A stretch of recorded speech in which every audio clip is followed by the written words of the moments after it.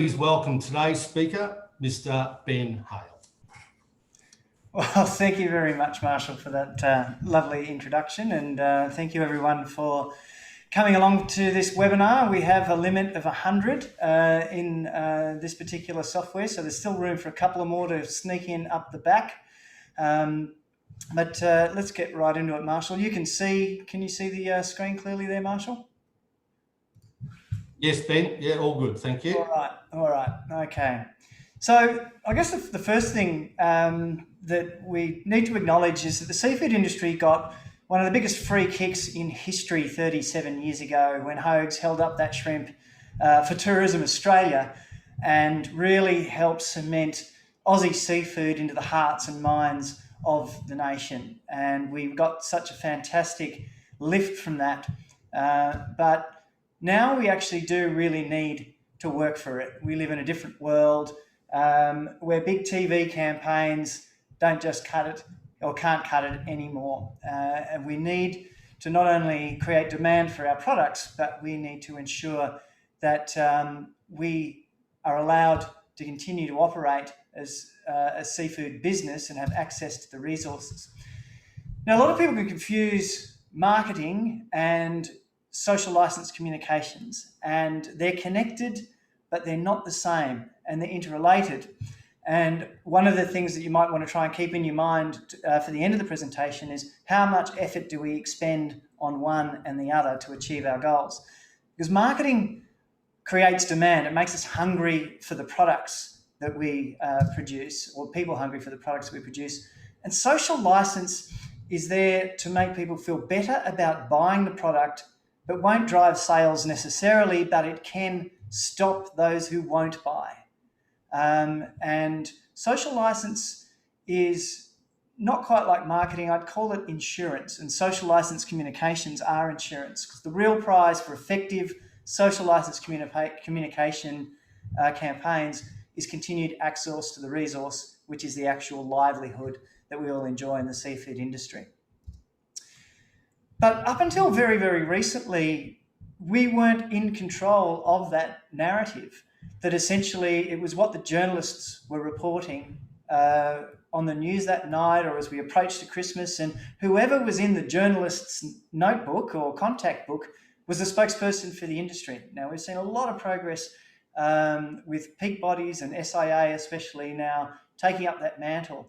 But historically, we've relied on journalists to tell our story, and we weren't in control of that narrative, which is dangerous because the story that a journalist wants to tell is not the story that we want to tell.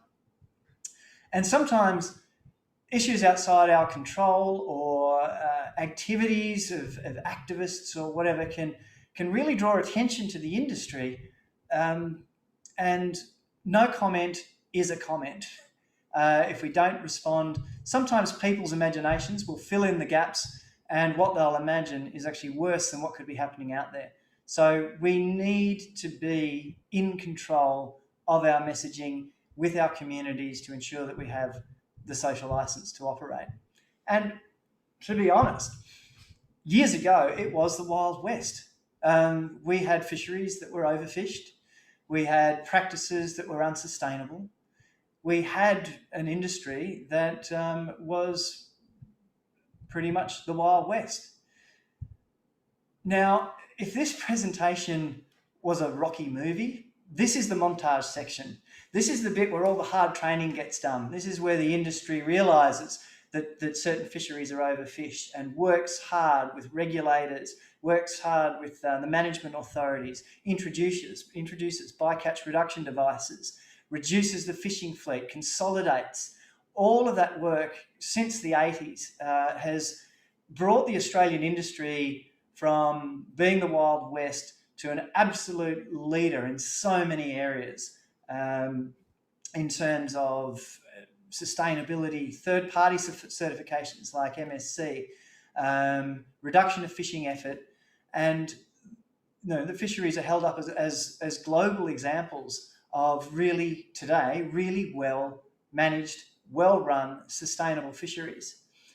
And then a couple of years ago, I think it was realised that that story needs to be told, that we can't let the news of the day control the news of the fisheries. And so much work before this brief even came across my desk was done by the ACPF in this particular case to really say, okay, well, what are the social licence issues that we are dealing with?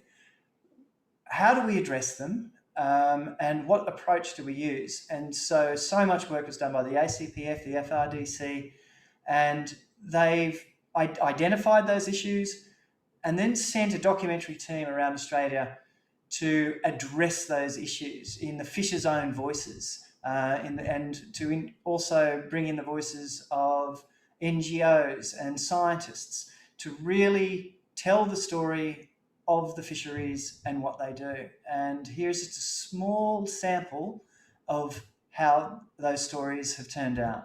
You must have respect for the seafood. Everything, whether we're keeping it or not. If you don't, the one bit that you disrespect will come back to bite you. It's just an endless pursuit to be the best. You can't just sit back and keep doing what you're doing. We've got to keep getting better and better. You bring the science to the industry, bring the theory to the practice. That's where we get some of the best leverage with regard to making a difference. I think consumers are faced with so many decisions when they enter a supermarket. Has it been produced in an ethical way? Is it sustainable? And they want to trust the food that they're buying. We care about our environment. We care about the way that our products are made. By lifting the veil, you show you've got nothing to hide. They do want industries to be taking steps to sharing more information. Show us how this is done. Well, my father's an oil pioneer. He really lived the mantra, you know, the difficult we do immediately and the impossible takes a bit longer, and people. It was about we need to create a business and we need to create a community to support the business. And a community meant families. So his first thing to do was build a community there. Just accumulated people who wanted to make the impossible happen.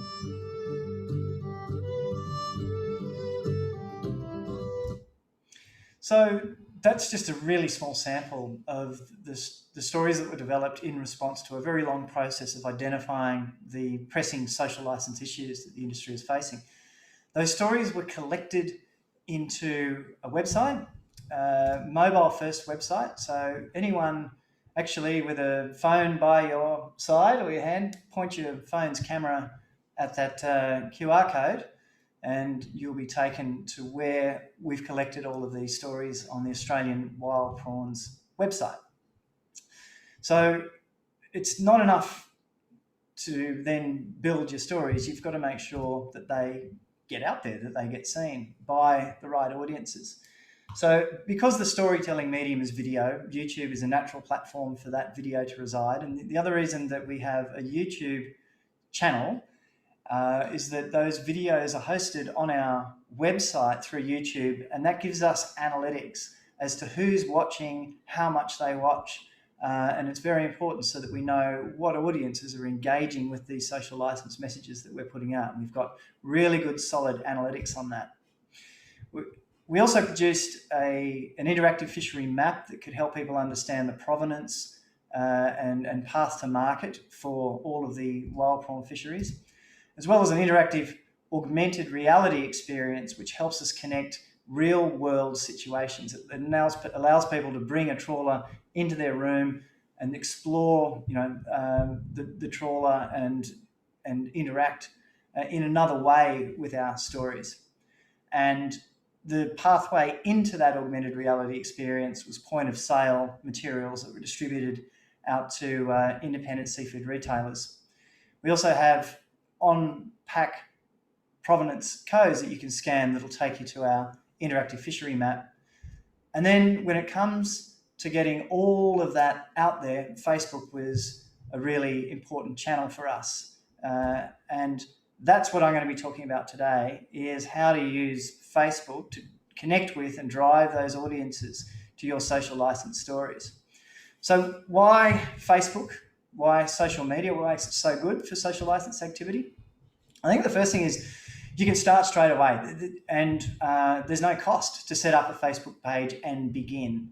If you want to engage an audience with, say, local media, You can do that locally. You can maybe find a journalist friend, but then if you need to take your story wider, you need to somehow make a connection with national journalists. It's hard to sort of scale local activity, but social media just lets you go from local to national straight away.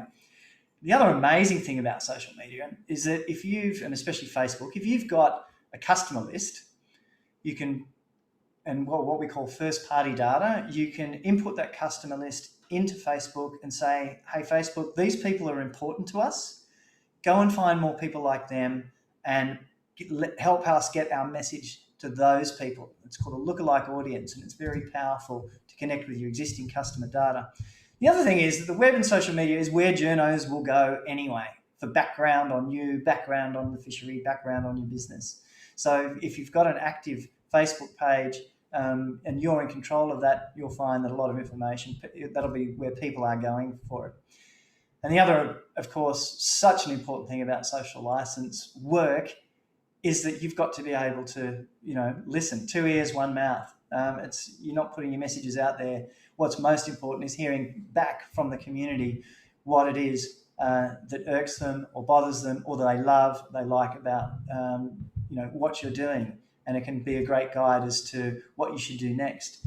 And the other thing is you can push your messages out by those groups who you really want to engage with, whether it be wreck fishers or whether it be seafood consumers, whether it be ocean lovers or those people who are passionate about the environment that you really want to connect with.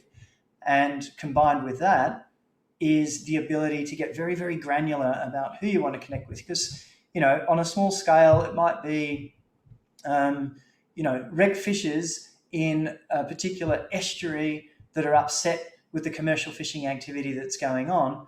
Well, you can target the people exactly living in that area, fishing in that area, and have a very granular message to them. So you can be very precise about where you want to get your message out and how you want to get it out. And of course, you can just then scale on top of that.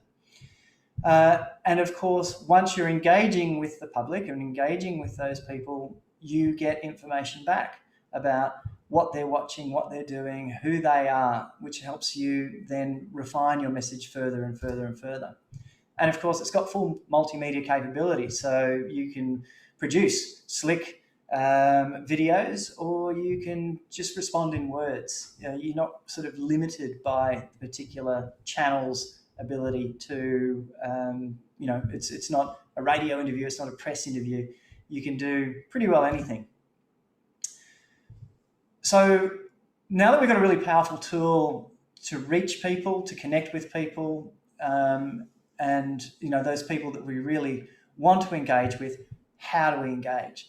And again, the ACPF did so much work before this to really sit down, consult with stakeholders, consult with fisheries, and say, well, what are the issues that we're facing? What are we hearing that people are concerned about, and how do we communicate with them? And the framework that they set up or established, and it's not unique, I think it's used by a number of different companies, but the acronym is DAVE. What's the dilemma? What's that? What's the A in DAVE? Acknowledge. So part of getting your message out is not greenwashing and not marketing speak, but acknowledge that there's a problem. Here is the problem, and it's like, yes, we do acknowledge there's problems in the past. There's a sense of humility required in that you need to say, yes, we do understand this is a problem, and this is what we're going to do about it. And the V is the shared values that you have with those that you want to engage. So we all love the ocean. We all want a future for our families. We want a healthy environment. We want to be on side. We want to have those shared values so that we're all going forwards in love for the shared resource. And then E is evaluation. And I don't think anything reflects it better than this particular video here, where we can literally see the DAVE process in operation. Food itself has one of the largest impacts on biodiversity globally. Around the world, there were concerns with the ratio of fly catch to prawn catch, and that something had to be done. A. The Tom's fish eye, when it goes through the water, creates a bit of a turbulence, and the fish are attracted to that. Once they get into that vortex of the cone, they're inclined to then escape through the top. What we did, shared values. It's a kid's livelihood. If we kept going the way we were going, there wouldn't be much left for them.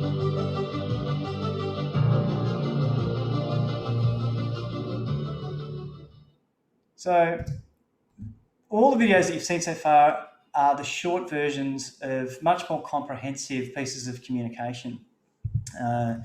And we sort of use the short communication to introduce the topic matter, and then people will engage with that. And then we take them to our own platform on our website where they can engage with the longer format content. So really, as uncomfortable as it is, you really need to acknowledge and own where things have gone wrong and show what you're doing about it. And I guess if you can't show what you're doing about it, there's a clue as to where your risk lays, because you need to be doing something about it. And if you don't have a lot of money, don't worry.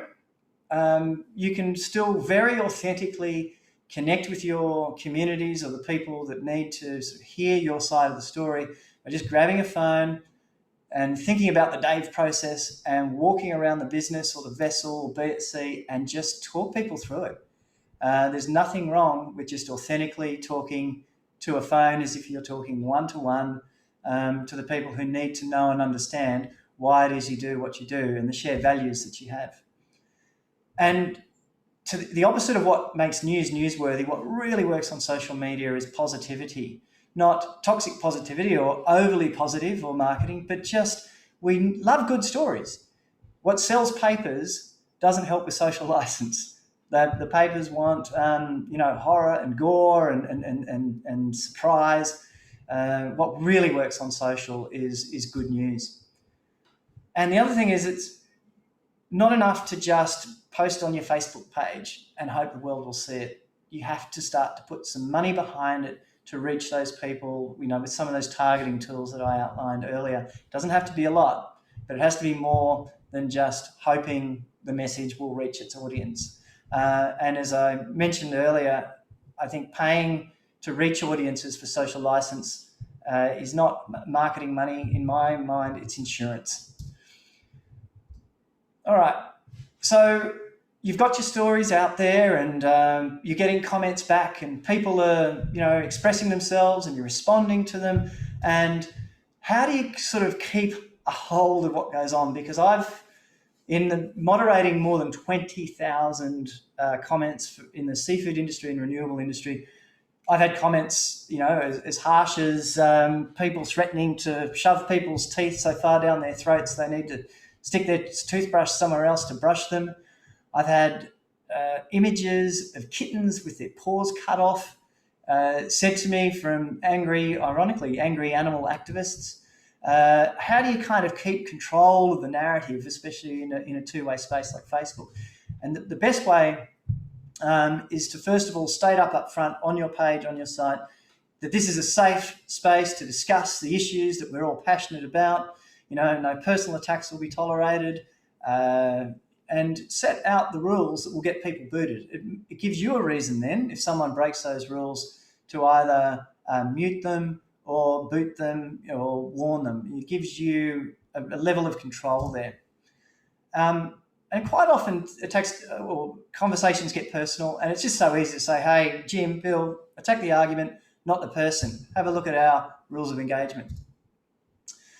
And it also helps that over time you find that the same issues pop up again and again and again, and just expressed different ways. And so rather than have to respond, and by the way, I've responded to every single comment that is made. It is actually possible to respond one-on-one en masse, especially when you see those themes time and time again. It's not exactly a copy and paste, but it's a personal response, and then it's a link to the resource on your website, etc., that takes it further. A lot of people don't want to admit that they don't look at it, and usually it stops an argument dead too. And when they do look at it, they'll come back to you, and then that's a very valuable conversation then.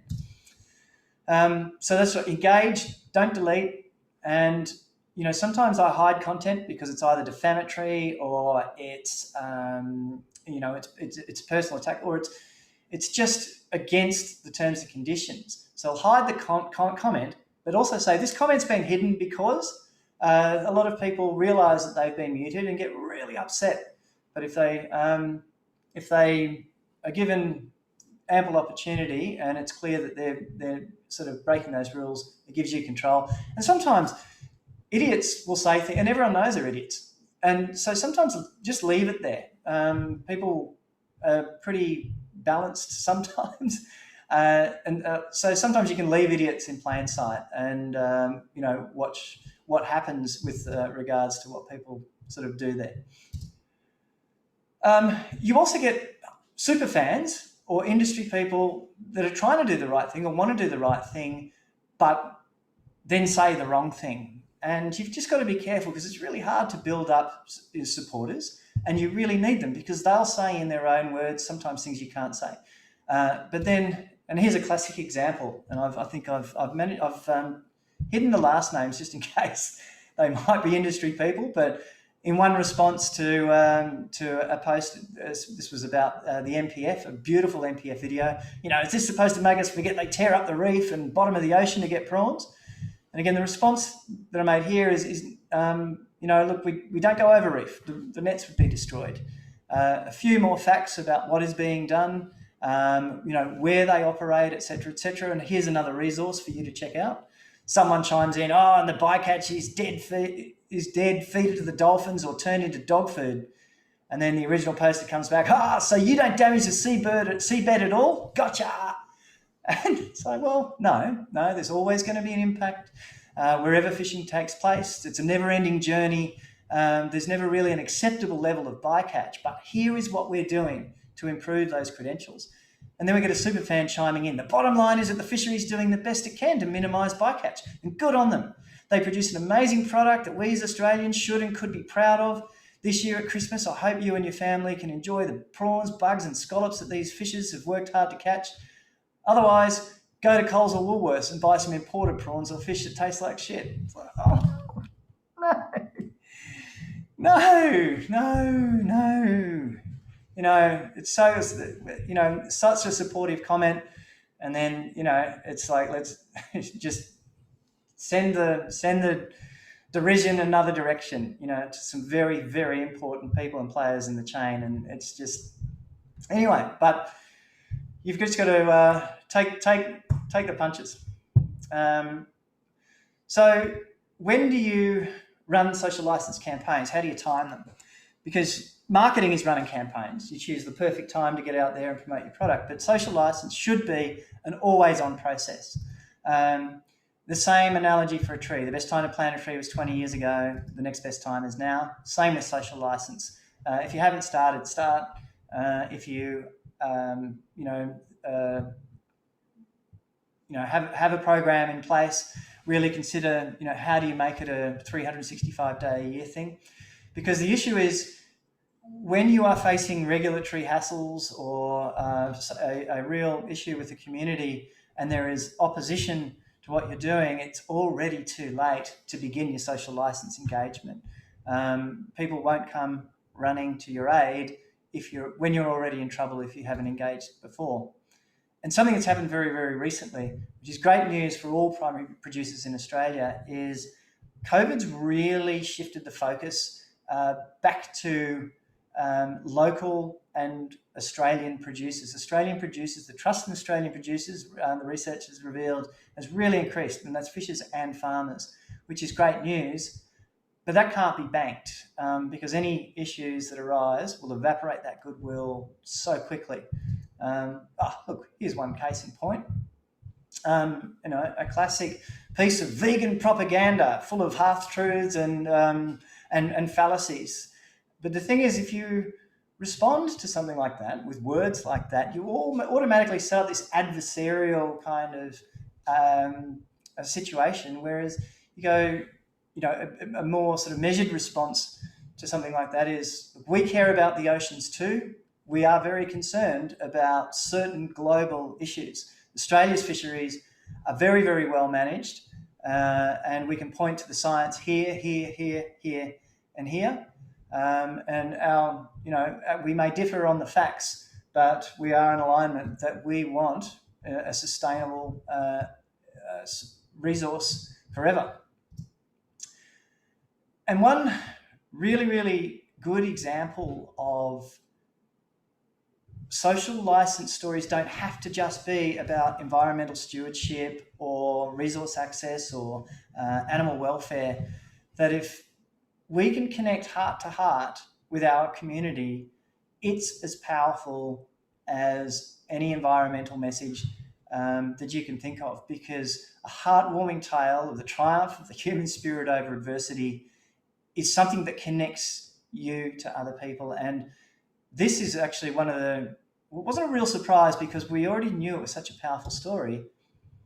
But have a listen. The one thing that I never forget, when I was begging for food when I was about 6, 7 years old, and I was so scared, I was holding to her skirt, and she always tell me, Sina, don't worry, we'll be fine. I got my family, I got my help, and love of my family is more than important than anything else. I come here on 29th of December, and that's the holiest day in my life.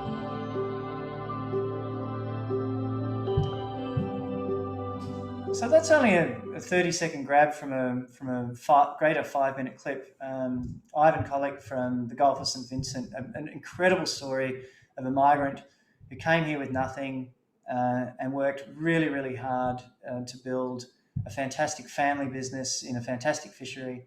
And, you know, the comments that came back, and it was the most interacted with post out of a lot of them, but, you know, I'd love to have a beer with you, Ivan. What a great bloke. That connection is made, and that is doing a social license job. So it's not just about the immediate issues. There are ways that you can connect to your community that aren't directly related to fishing. So in moderating thousands and thousands and thousands of comments in response to lots and lots and lots of different issues, there are a few themes and a few myths that seem to be quite persistent that keep popping up. They export the best, we get the rest. There's this belief amongst consumers, and this bleeds off into marketing campaigns as well. It's the most common comment that comes back, is that there's this belief that fisheries export the best product for the highest price, and then, you know, we have to import inferior product and the rest of us get that. And, you know, we know that that's not the case. In the past, exports were high, but exports have halved in the last 5 years in the prawn industry. And there are some industry, I think it was also a little bit confused when China placed bans on lobster. We got sort of caught in the crossfire as well from Love Australian Prawns and Wild Prawns, saying, oh, you're really interested in us now, you've lost your export market. So no, there is a difference between a prawn and a lobster. I'm not sure. I think we need to get out there and really start telling the story about how much Australian seafood is for Australians. And the other issues that we come up against, and especially when you're running a social license campaign for the first time, that someone who saw an oil filter thrown over the side in 1984 still, 37 years later, believes that happens. You know, someone who drove their tinny through some stirred up seagrass and some dead fish in one fishery assumes that happens in all of them. And that's what I mean by, like, wrong for one is wrong for all. And sometimes those social license issues bleed through to the marketing side of things. And I remember at one point for Love Australian Prawns, Animals Australia ran a pretty concerted campaign that was focused on prawn farmers and eye stalk ablation, and they absolutely swamped a whole marketing campaign. But the only way to deal with it was with the Dave principle. So no, people didn't care whether it was wild caught or farmed or Australian or imported or whatever. It was just, they were just angry. And so, you know, anger over one issue in one fishery or one business can easily bleed over into the others. So we all need to be aware of that. And the other persistent myth that exists is that supermarkets sell inferior imported product. Despite Woolworths, seafood delis, 90% of their sales are Australian product. You know, and it's not, is it industry's job to tell this story? Is it the supermarket's job? Well, no, it's everyone's job. And, you know, we need to not only support the channel that we're active in. If you denigrate another channel or another fishery, you're really impeding their social license.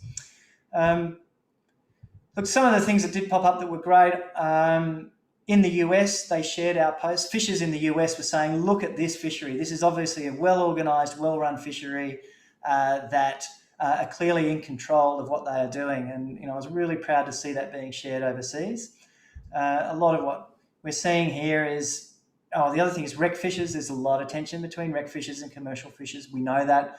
But even though we might not solve that problem, we can defuse the situation. So many of these conversations tripped our profanity filters. But on the right, but sometimes you just go, what? CSIRO can't be trusted as they are part of the COVID lie. It's like, I'm just going to have to leave that there for you, Daniel. I don't understand it. You're entitled to your opinion. Well, that about wraps up my presentation. I've tried to leave a bit of time for some questions and some back and forth. So, Marshall, if you want to come back in. Thanks, Ben. That you timed that perfectly. I was about to give you a tap on the shoulder, but you were 15 seconds short of our mark. So that's well done, mate. Well set out. Very interesting, Ben. I don't know if there's too many questions in the chat room, but if anybody has got anything to ask, please type those in now. But Ben, I've just got a couple of questions I wanted to throw at you. But you made the comment at the start about no comment is a comment, but during the presentation you did say a couple of things like, well, just leave idiots alone, and I think you made that comment about the guy with COVID. So. Are there times when really staying silent is probably a better alternative as opposed to going out into the media on issues? Not if no comment is a comment, and I meant that in the context of when journalists are asking. Okay. Yeah, so look at what 7:30 does when they ask the Prime Minister for an interview and do a long, slow zoom into a chair. That if you don't engage.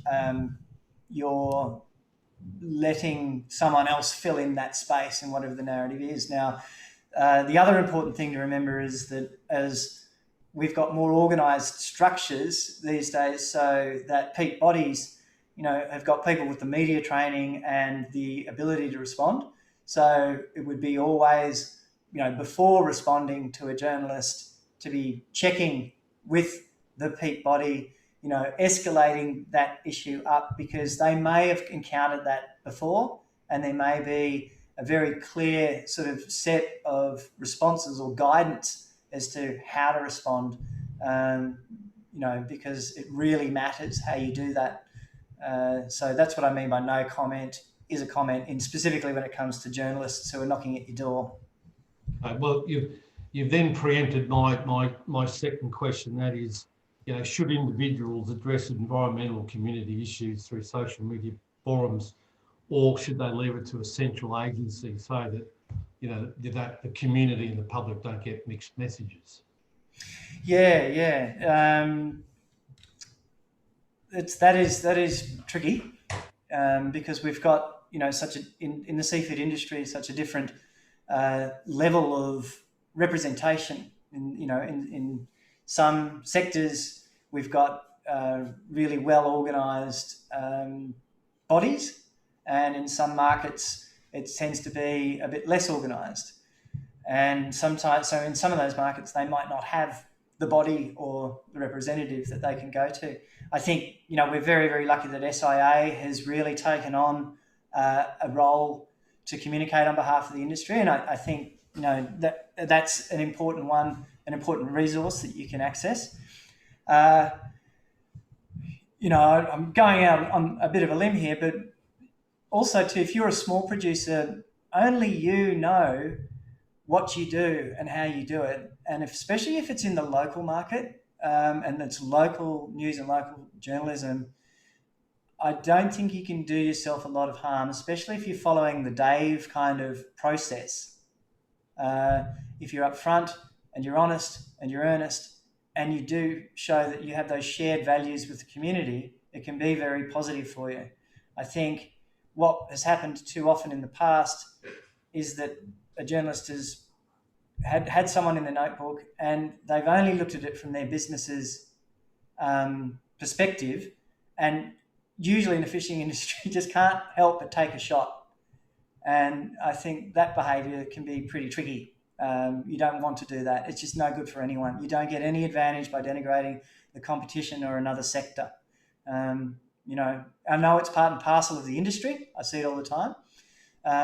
But if you can, you know, if you're talking to anyone in the media or on behalf of yourself, only talk about positive things and what you're doing to fix the negative things. Okay, all right, very good. All right, a couple of questions have come in from Brett McCullum. I don't know if you can answer this one. Ben, you said money spent should be seen as insurance. What sort of annual budget does LAP invest to maintain its social, or to invest to maintain the social license strategy? Right. LAP doesn't spend a cent on social license marketing because LAP is a marketing campaign to drive demand for the category. LAP's sole purpose is to make people hungry for the product. It is marketing. You know, the wild sector has begun with their social license marketing. And yeah, so what percentage do you allocate to each? So it depends on the risk. The biggest risk is actually losing access to your fishery, so and access to the resource. So if there are already rumblings, or if you're having difficulties, I would be focusing 100% on social license and shoring up your access to the resource, because that's a far greater risk, you know, because you're going to be losing your whole business and not just, you know, losing sales. So in the initial stages, if there is perceived risk, I'd be going social license 100% and then easing off. You need both, and especially at a national level. So LAP is clearly what it is, and it's good to see the ACPF now investing in the social license level. And then as time goes by, you can sort of, you know, you've got to be ever vigilant with social license, but you can operate on a small, like with those audiences that matter. And that's a smaller audience generally than when you're trying to market to the whole of Australia. So does that... yeah, I agree. And Brett, I'll also answer that too by saying I agree with what Ben's saying, that LAP is basically a marketing platform, whereas in the case that Ben's pointed out today, ACPF is exactly doing what it should be doing in terms of wild harvest of prawn, and that is going through a social license campaign itself at the very moment. So, yeah, okay, very good. Every sector should be thinking, you know, sector wide. Okay, yeah, we want to do some marketing, improve our market share, but an allocation to address any social license risks should be there. It doesn't need to be huge, but you need to begin. Absolutely. All right, and message from Brett to say thank you for that, Ben. Okay, question from Annie Jarrett. Ben, we're all reeling from the reaction to Seaspiracy, noting you are mounting AWP, LAP, Queensland prawns, etc. Have you seen social media commentary on those platforms? If so, how much and how have you dealt with them? Yep, have seen it pop up across multiple platforms. Generally, people are just saying, you know, have you seen Seaspiracy? I'm never eating prawns or, you know, fish again. You know, food for thought. And so I think the MSC did a good job. So MSC globally have their response. SIA has their response. So linking to those responses helps. And once again, just linking back to say, and it's pretty easy. Like a lot of the examples in Seaspiracy are global. Australia's fisheries certainly, you know, and are much better managed. A lot of the issues that we're seeing are global, and that concerns us. You know, I think we should be concerned about what's happening globally, and you know, agree with these people that it is something to be concerned about. However, you know, we have a love of the ocean. We want to make sure that what we do is sustainable, and here is what we are doing. You know, and especially rather than calling it like a vegan propaganda or and so you get the numerous factual errors. If you have a look at FRDC's status of Australian fish stocks, you'll see how healthy Australia's industry is. So the great thing is that we've got those resources that we can refer to in a fairly measured way, without name calling and without sort of setting ourselves up in opposition. And those who are bothered to click and read do, and generally respond that, oh, it's a much more nuanced issue than I thought. These things come and go, but even some of the investors have said, look, it's based on a report that's now been debunked. We can sort of go down into the granular levels to say why this is wrong. But the thing is, if you saw how much we love the ocean and the environment and what we're doing to ensure that what you see in Seaspiracy is not something you'll see in Australia, then that's generally how, and it tends to defuse it. Yeah, look, I have to say I've seen the science community are doing a great job for us. They've already I've seen a number of comments and articles in the last 2 weeks from various scientists saying how disappointed they are in the Seaspiracy movie and the fact that they've taken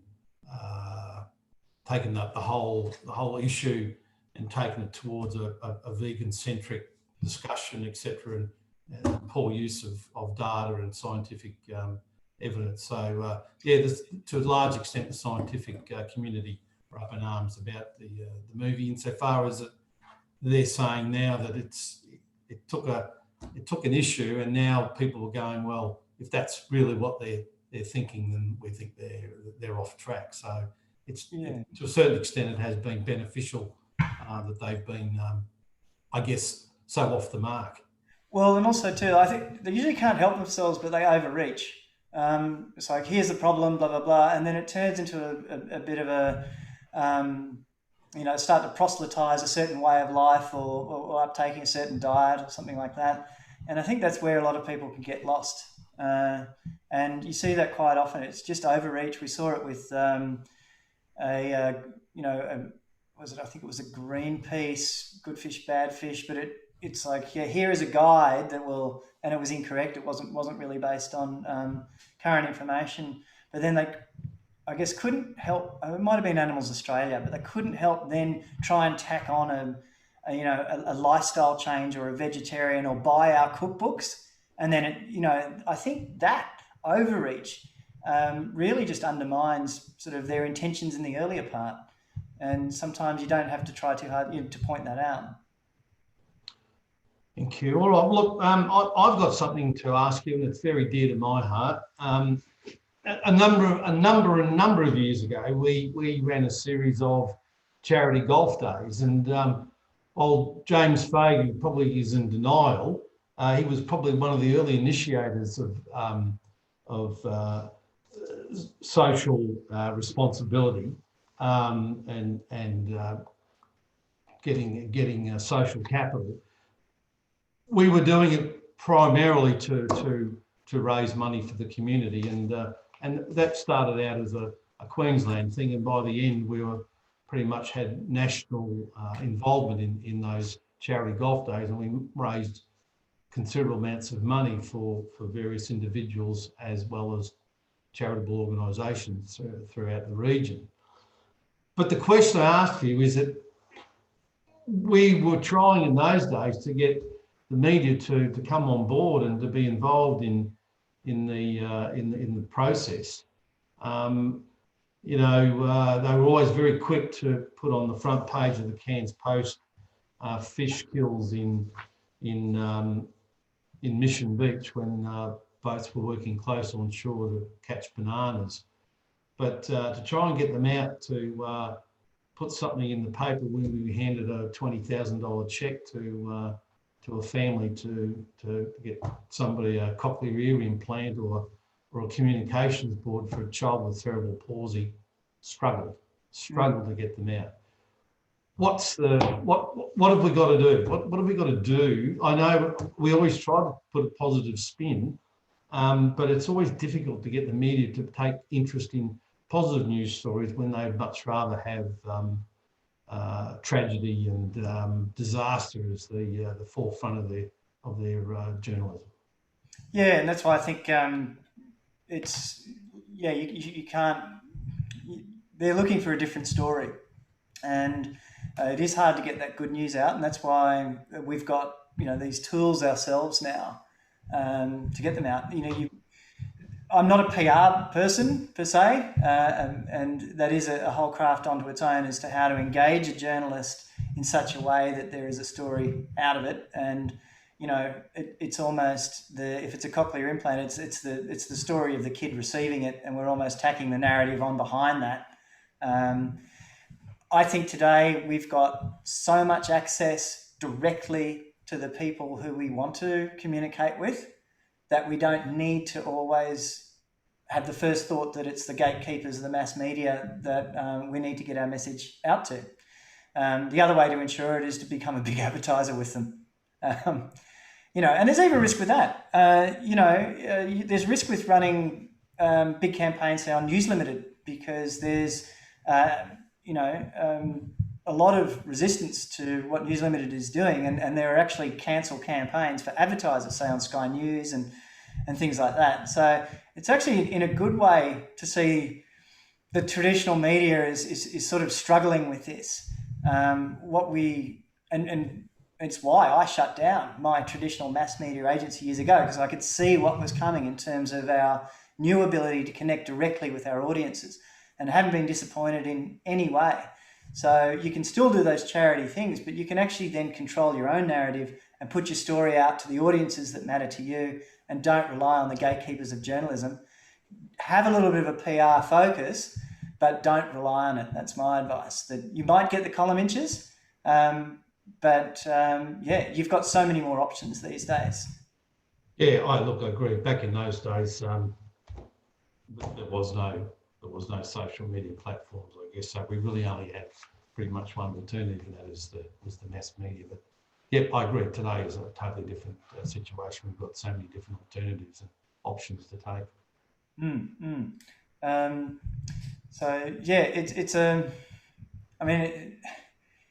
And journalists too are really strapped. They don't have a lot of time.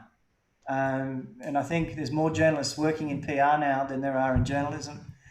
So I guess what you can do is make a journo's job easy with, a clearly sort of written release that understands their job, which is to try and find an angle, as I said, and I think they're looking for a different angle than you are. So if you can tell your story, in a way that'll pique their interest, that'll work. But yeah, I just think you're far better off controlling your own narrative with your own audiences. Okay, great. All right. Well, any other questions, anybody? Now's the opportunity before we wrap it up. I think we're done. We're good. All right. Well, look, everybody, I know you're all sitting in your offices or at home, but please put your hands together for Ben. Thank you very much, Ben. It was a great presentation, very informative. And thanks for the work that you put in that and bringing that here to us this afternoon. Much appreciated, mate. Well, thank you. And thank you to all of the people in the background who helped. It's been a very, very long process, the ACPF project, and it was a number of people over a great deal of time and a lot of hard work to get there. But I think it's really paying dividends for them now. Right. A message from Stefan is the bar open now. Probably was open at 4 o'clock down there, Steph. Okay, look, I'd also like to thank Patrick and FRDC too for the collaboration in bringing this series together for us all. Which leads me to my last point. Please join us on the 28th of April for the 9th and the final episode in this series of the Sundown series. In the last one, we are looking to bring science into marketing, and we'll be covering, amongst other things, the status of Australian fish stocks, and that will be delivered by a very esteemed Crispian Ashton. So in closing, can I just say again, the last of the series will be on the 28th of April, and that'll be, I guess, again at 5 o'clock, but you will receive correspondence through QSM.